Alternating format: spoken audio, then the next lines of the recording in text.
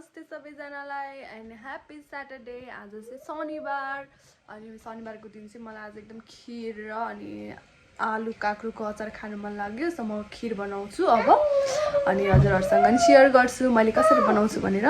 खासै बनाउन त आउँदैन मलाई अनि मम्मीहरुले बनाउनु भएको देखेको थिएँ मैले, सो त्यसैले ट्राई गर्न लागेको। मिठो हुन्छ होला। अनि सिलान्स पनि छ यहाँ, उ चाहिँ यहाँ फेरि दुध फाट्छ कि भनेर अनि पहिला चाहिँ मैले पानी यो उमालेको के दुध नफाटोस् भनेर। ओके उम्लिसक्यो पानी, अब पानी फाल्छु। 1 लिटर दुध हैन, अनि मैले चाहिँ 2 प्याकेट युज गर्न लागेको छु। यो 2 लिटर भयो, 2 लिटर दुध।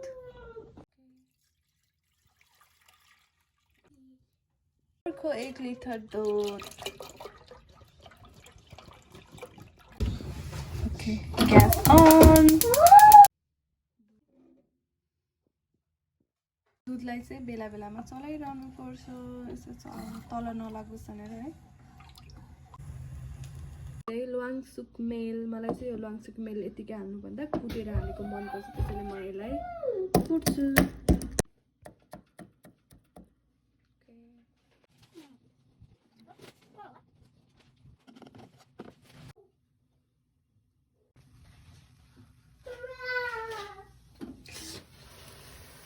पोखिगयो दुध,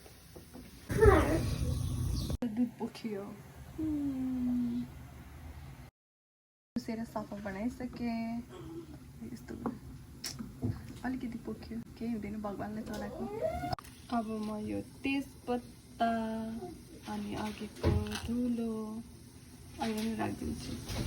दुध चाहिँ उम्लिसक्यो, अब यसमा चामल एड गर्छु। चामल चाहिँ मैले हामीले घरमै खाने नर्मल चामल युज गरेको छु।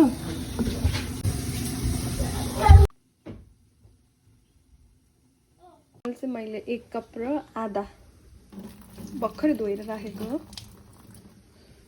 राख्छु।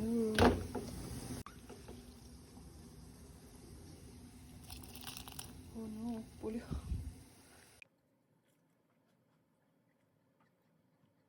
मैले राखिसकेँ मैले यसमा, अब यसलाई राम्रोसँग चलाउँछु।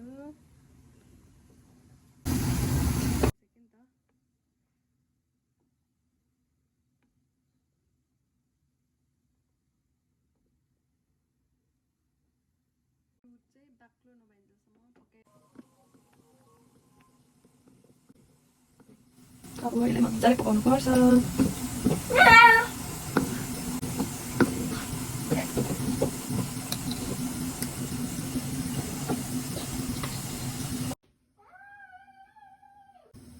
त्यसलाई चाहिँ अझै पकाउनुपर्छ, अझै भएको छैन।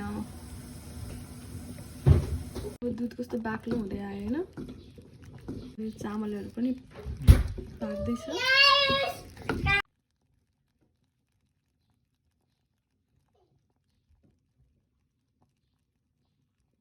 चिनी मैले चाहिँ 4 चम्चा राखेको छु है।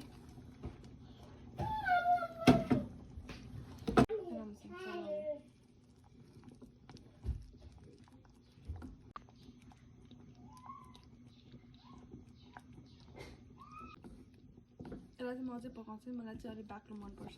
अचार अझै पनि भएको छैन। खिर चाहिँ रेडी भइसक्यो। खिर म यसलाई चाहिँ अझै पकाउँछु, मलाई चाहिँ यति गिलो चाहिँ मन पर्दैन कि, अझै पकाउँछु। एकछिन 10-15 मिनट जति पकाउँछु अनि रेडी हुन्छ।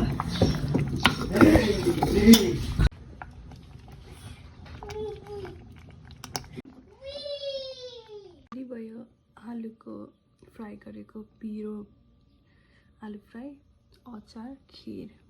Look so yummy. कस्तो छ?